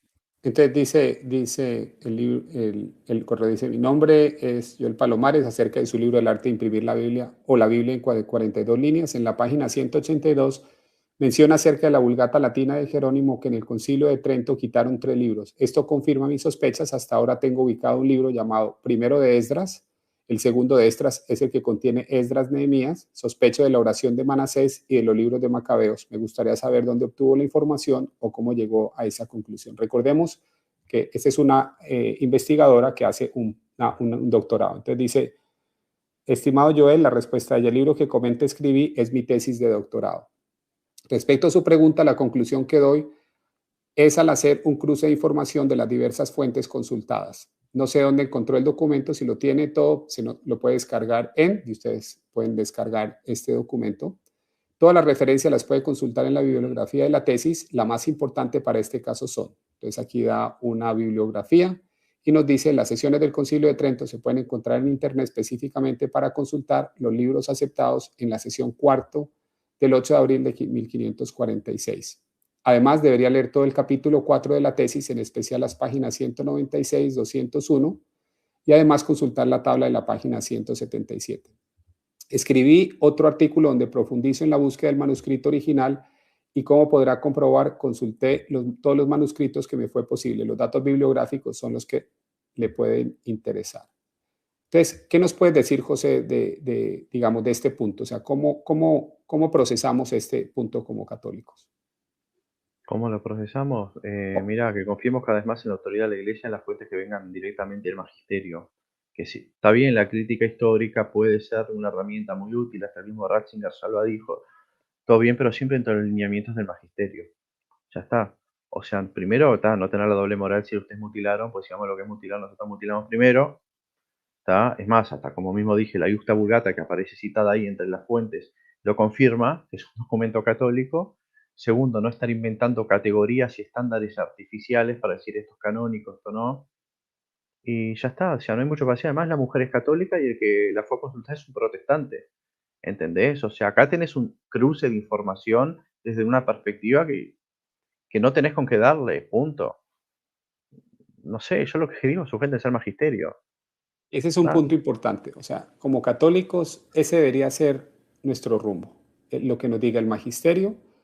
Y si la iglesia, en su eclesiología, que fue la que Cristo fundó y la que Cristo estructuró, puede, como tú bien dices, hacer una corrección, puede hacer una Explicitar. aclaración. Simplemente yo creo que la clave es aceptarla y entender, para mí al menos, que esa es la comunidad de la nueva alianza.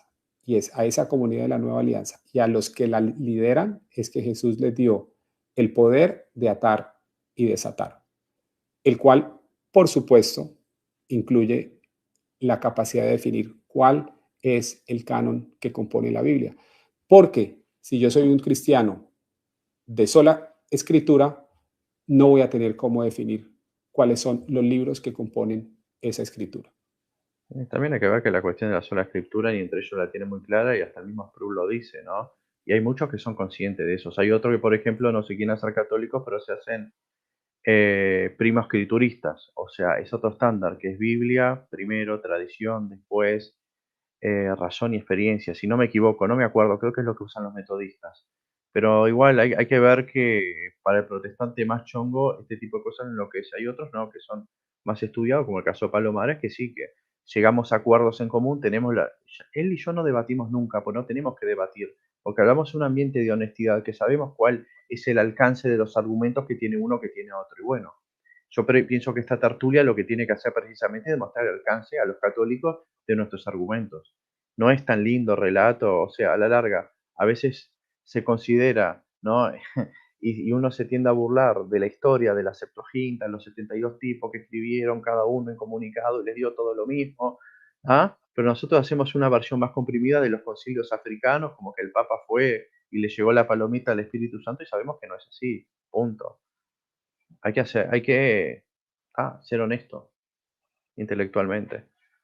Vamos a responder un par de preguntas, José. La afirmación de que fue sociedades bíblicas las que terminan sacando los libros deuterocanónicos de la Biblia en 1829, ¿es correcta? ¿Sabe? La No. fecha no me acuerdo, pero fue por el siglo XIX. Sé que es la versión anterior, si no me equivoco, la 1909. Ok. Veo un par de preguntas. Aquí veo, no sé, ¿cuál fue la reacción de San Agustín frente a la hebraica Veritas de San Jerónimo? Ya lo dije anteriormente, al comienzo no lo veía con buenos ojos porque no quería que las comunidades que usaban la Septuaginta se les perdiese respeto a los traductores de esa versión. Ya que, como dijimos, la Septuaginta es una traducción al griego del texto hebreo, que no es el texto masorético que usan los protestantes actualmente y los judíos. Es eso. Ok, Eso está en la carta 75 y 82. ok. ¿Ah? Bueno, José, ¿qué nos quedó por? Lo de Esdras. Ok, Y es muy, hablemos del muy tema de importante, Esdras. muy importante.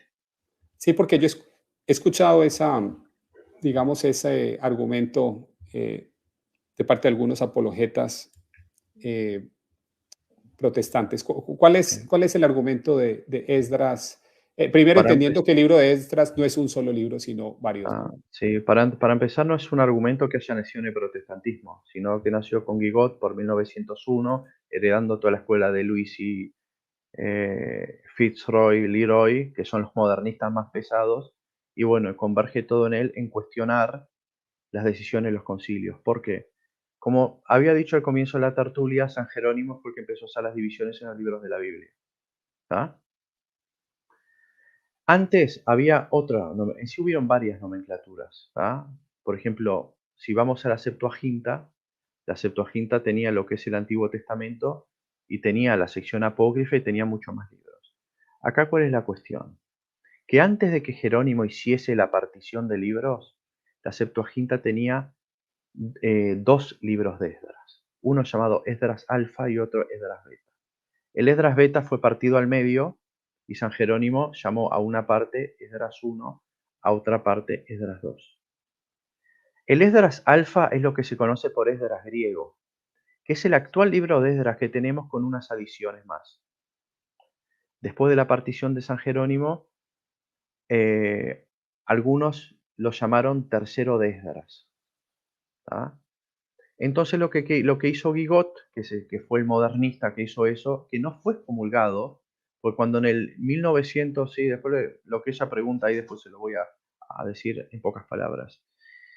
¿Cómo explicarte esto? Cuando San Pío X manda el decreto Lamentabili, se llama así, perdón, que ya pone bajo pena de amenaza a todos los modernistas que osen hablar contra el magisterio y empiecen a irse de mambo con la crítica textual, Guigot para describir, entonces nunca fue excomulgado. Entonces, ¿qué es lo que dice Guigot? Que ese Esdras Alfa, que después se llamó tercero de Esdras, ¿tá? Él quiere mezclarlo y decir que ese libro vendría a ser lo que nosotros hoy día decimos primero de Esdras. Ahí genera un conflicto porque más allá de que también sabemos que San Jerónimo no fue con buena gana a traducir la sección deuterocanónica, porque él, vamos a decir la verdad, no creía, como también había mucha resistencia, te puedo dar el ejemplo de Cirilo de Jerusalén y otros más, Atanasio de Alejandría, hay que nombrar con nombre y apellido, él quiere hacer pasar lo que sería el Esdras Alfa por lo que actualmente es el libro de Esdras. Y no, no es así porque es completamente incoherente, porque aunque Jerónimo no creyese que la sección deuterocanónica fuese canónica y obviamente tampoco creía en la sección apócrifa, aún después de eso y de mandar el famoso prólogo Caliatus en la Vulgata, cuando ya hizo la traducción de él, lo que nos quedó de Jerónimo fueron precisamente las particiones. ¿Tá? Y en las particiones de Jerónimo tenemos una nomenclatura diferente a la que tenía la Septuaginta. Y hay que ver que cuando vemos listas de libros, también dentro de las listas hay diferentes nomenclaturas, por ejemplo, con los libros de Jeremías. Porque hay listas que dicen, por ejemplo, Jeremías y Baruch. Otros dicen libro de Jeremías a secas.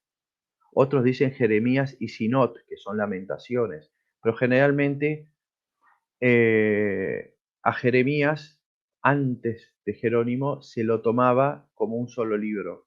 Jeremías, Baruch, Lamentaciones, y lo que se conoce por Baruch 6, que es la carta de Jeremías a los cautivos en Babilonia, también hay veces en algunos compilados que era parte. O sea, no nos mareemos con las nomenclaturas. ¿Tá? En la propia Iucta Vulgata dice libro primero de Esdras, que es conocido como Esdras, y segundo de Esdras, que es conocido como Nehemías, y que bueno, que una cosa es la nomenclatura de la Septuaginta y otra es la de Jerónimo. E independientemente de lo que creyera Jerónimo, fíjate, la iglesia fue tan indulgente que igualmente les dejó poner el prólogo con la opinión personal de él y encima le dejó las propias divisiones. Así que con esa evidencia no podemos dudar de todo eso. Y no es un argumento que nació el protestantismo. Nació de la época jodida precisamente del modernismo, ¿tá? Cuando la iglesia lo tuvo que combatir más, no sé, tuvo que agarrar el toro por las guampas. Y Eso, este tema de Esdras era muy importante aclararlo porque quiero aclarar generalmente algo sale. para Sí. también, que Esdras 4 es un libro apocalíptico, supuestamente se cree que el texto original puede ser judío, pero tiene interpolaciones cristianas, se dice que lo escribió Esdras, pero vayan al capítulo 7, por ejemplo, y dice hasta el nombre de Jesucristo, ¿tá? Y fue muy valorado a mediados del siglo II. ¿Tá? Esdras 4 no lo conocen, o sea, lo conocen, pero nunca ellos lo incluyeron. Es una obra que se dice que es judía originalmente con interpolaciones cristianas. Y Esdras 3 es el Esdras Alfa, ¿tá? De la Septuaginta. Quería aclarar eso también porque es un asunto re complejo. Pues cité tercero y cuarto de Esdras, pero hablé mucho del tercero, pero no hablé del cuarto. Ok, no me parece muy bien, José. No sé si hay alguna pregunta en el chat. Me hicieron la pregunta de la Iglesia Ortodoxa. Ah, sí, respondamos esa para concluir. Mira, excelente pregunta la que hiciste, porque yo también he consultado con amigos ortodoxos, por citarte a David Balmaceda, ¿tá? Que es ortodoxo ruso, antes hablaba con un tal Pavel Volkov, conozco a Albert Tanawin, ¿tá? Te puedo dar nombres de amigos que me han cedido material, hemos tocado ciertos temas, ¿tá? Y quiero citar dos obras para empezar, y después voy a hacer una disertación cortita. Una es de Miltíades Constantinos de la Universidad Tesalónica, que es un trabajo que también consulté, y otra Andrei S. Desditsky, que se llama La visión del Antiguo Testamento de la Ortodoxia rusa. ¿Por qué cito a ellos? Porque la Iglesia Ortodoxa, vamos a decir la verdad, el cristianismo no es la religión del libro. Y eso lo tenemos hasta en la Dei Verbum. Obvio que sí, que la escritura es una parte central en lo que es la gran tradición, todo eso, pero no somos. Los ortodoxos tampoco. Ellos jamás se pusieron a cuestionar eso y los cuestionamientos vinieron mayormente en Occidente. Eso para empezar. Y vinieron con los protestantes y esos autores que yo estoy diciendo los dicen. Segundo, los ortodoxos en el año 692 hicieron un concilio que no es reconocido por la Iglesia Católica porque lo organizó el emperador Justiniano II, quiso hacer que el Papa Sergio firmara a Prepo, y el Papa dijo, no, ¿sabes qué? A Prepo no te voy a firmar. Se llama Quintisexto Concilio, Concilio Trulano, que para ellos es la continuación de Constantinopla III. Que aunque nosotros no lo reconozcamos, ¿tá? Igualmente hay que aclarar que hay documentos, como por ejemplo la Constitución Cleri Santitate de 1954, que cita cánones del Concilio de Trullo. ¿Por qué? Porque se intentó hacer una actualización de lo que es toda la normativa de la Iglesia, ¿tá? entonces empiezan a recopilar un montón de documentos y sentencias de varios concilios. ¿Por qué cito este concilio? Porque de esa recopilación que se hizo hay dos sentencias que tienen que ver con el canon. Uno es el concilio de la Odisea, ¿tá? Que tiene 60 cánones, ¿tá? Y el canon número 60 da una lista del canon y es la lista, el canon protestante, por así decirlo, ¿tá? O el canon de los judíos.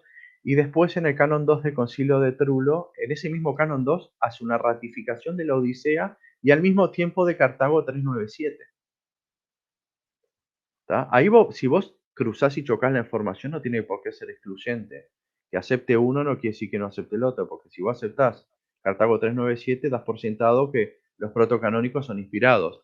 Y si aceptás la lista de la Odisea, tampoco estás negando que puedan haber otros libros porque no está completamente cerrado. Entonces, ¿qué quiere decir?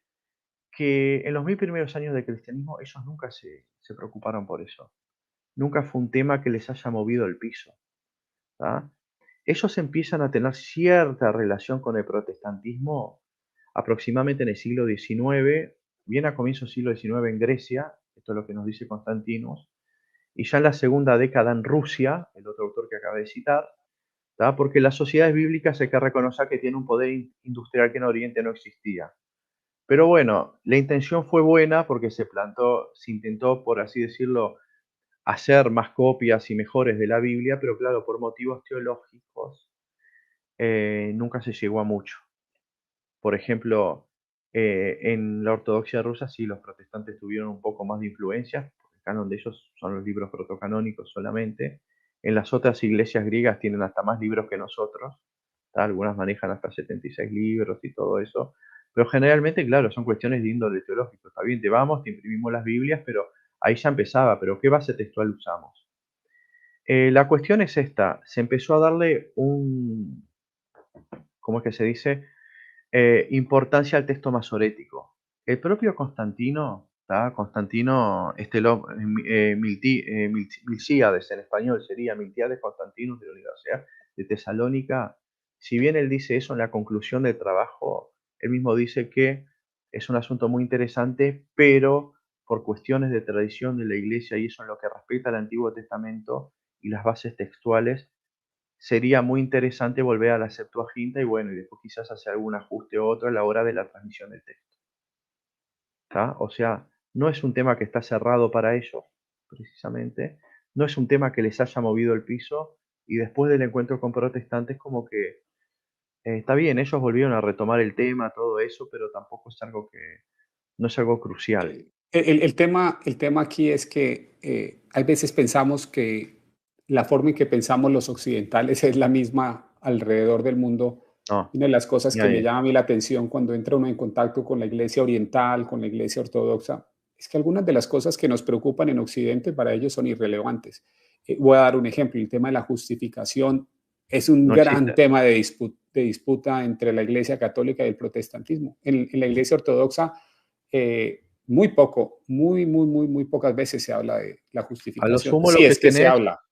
si vos querés de relaciones entre ortodoxia y protestantismo, yo les recomiendo ir a la Confesión de Dositeo del Concilio de Jerusalén de 1672, porque el protestantismo tuvo intentos de llegar a Oriente, pero como que los patriarcas no le daban mucha pelota y los pateaban.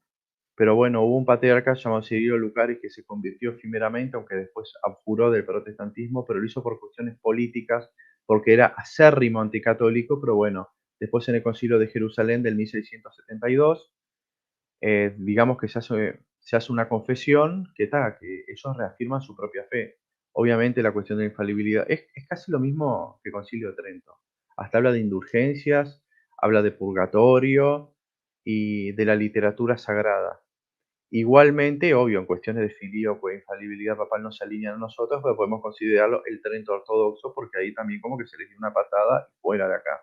Después, en el siglo XIX, algunas comunidades otra vez intentan, y aprovechando, por ejemplo, de persecuciones a iglesias orientales, ellos llenaban esos vacíos.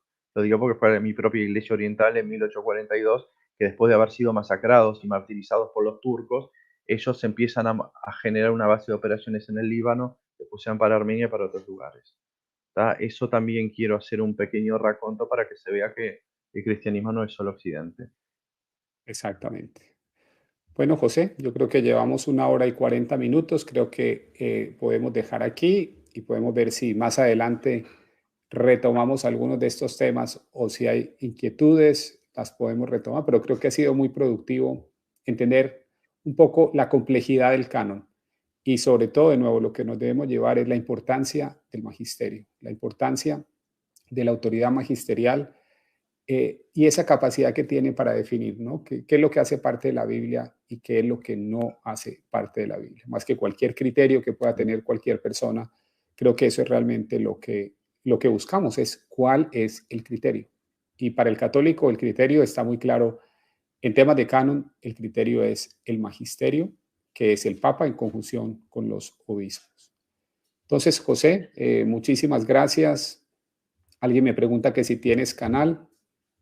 Yo estoy en Veritas Traditio, pero ahí atacamos el problema de febrista, ¿entendés? O sea, sí actúo, estoy con los hermanos de ese canal, pero nos dedicamos solo a atacar el efebrismo. O sea, a defender la fe del efebrismo, que bueno, que es un protestantismo 2.0. Ya está. Ok, no, me parece muy bien. Entonces ya saben dónde pueden encontrar a José. Vamos a seguir. En ten- Católicos Firmes en su Fe es donde yo subo muchas veces estudios míos, ¿tá? Que el que comanda eso es colombiano igual que vos, se llama Noar Tapies Lacat, es carismático, es excelente apologeta. Y quiero mencionar lo que es carismático, porque saben también los mitos que existen sobre los carismáticos, ¿no? Carismático católico, ¿cierto? Sí, sí, católico, Ok, rito latino sí, y es un crack en toda la expresión. Es el pibe Valderrama, vos Asprilla es Valderrama. muy Bueno, bien. está muy blanco para ser Asprilla. Me parece muy bien. Bueno, entonces, José, muchas gracias por haber estado hoy con nosotros. Gracias a toda la audiencia. Si les gustó este programa, si les ha servido, si les ha permitido aclarar dudas e inquietudes, no se olviden de darle gustar, de recomendarlo en las redes sociales. Si no se han suscrito, no se olviden de suscribirse. Y bueno, mañana vamos a hablar de un tema un poco light, pero muy importante para que exploremos algunos detalles del sacramento del matrimonio que es tan esencial. Entonces, José, de nuevo, muchísimas gracias. Creo que ha sido una charla muy, muy constructiva para mí y creo que para toda la audiencia. Y bueno, aquí te mandan un saludo al uruguayo. Sí, quizás Y viste lo que yo veo que quizás hubiese sido mencionar, que igual lo puedo mencionar acá, es la cuestión a veces, viste, de la Septuaginta, porque hay una cosa que a veces siempre Palomares usa y tiene razón, que por ejemplo hay que reconocer, yo igual hice mención que hay muchos padres que tuvieron al comienzo rechazo por libros deuterocanónicos, hay que ver que son regiones cercanas a Israel también, sí, sí, ¿tá? Y bueno, y el mismo, por ejemplo, si vos vas a la lista que te da cómo es esto, Cirilo de Jerusalén, cuando habla de cómo se tradujo la Septuaginta y él te cuenta la historia de 72 personas, todas separadas, encerradas, incomunicadas, que escriben por inspiración divina, les da el mismo texto, él hace una lista, pero es una cosa muy interesante que te menciona Baruch junto con Jeremías. ¿Tá? Otra cosa que hay que mencionar que en la carta de Atanasio de Alejandría él no menciona a Esther y te pone a Baruch también. Pero en cambio, si vos vas, por ejemplo, en la carta de Aristeas, a la que después se manda a Jerusalén desde Egipto, se dice que lo que se tradujo fue la ley y otros libros más. Y Josefo, por ejemplo, hace un paráfrasis de eso en parte. Entonces es medio raro que una fuente diga una cosa, otra diga otra, y hay nomenclaturas que cambian. ¿Tá? Quería hablar eso también porque es un argumento a veces muy fuerte contra los deuterocanónicos, ¿tá? Pero al mismo tiempo nosotros tenemos que hablar precisamente, reconocer una realidad, que fue un proceso que llevó muchas discusiones, llevaron consultas, se llevó de todo, se hicieron varios concilios. Entonces digo, es muy complejo el asunto, es ¿no? complejo, es complejo. Pero bueno, hoy hemos podido, creo que en esta tertulia, a mostrar una luz y tratar de darle una coherencia al tema, tratar de explorar algunos de los argumentos comunes y creo que ha sido, de nuevo, ha sido muy, muy útil. Entonces, José, muchas gracias a todos los que estuvieron con nosotros. Que Dios los bendiga y espero que nos veamos muy pronto. Así que hasta la próxima y espero que todos vayan a misa el día de mañana. Muchas gracias.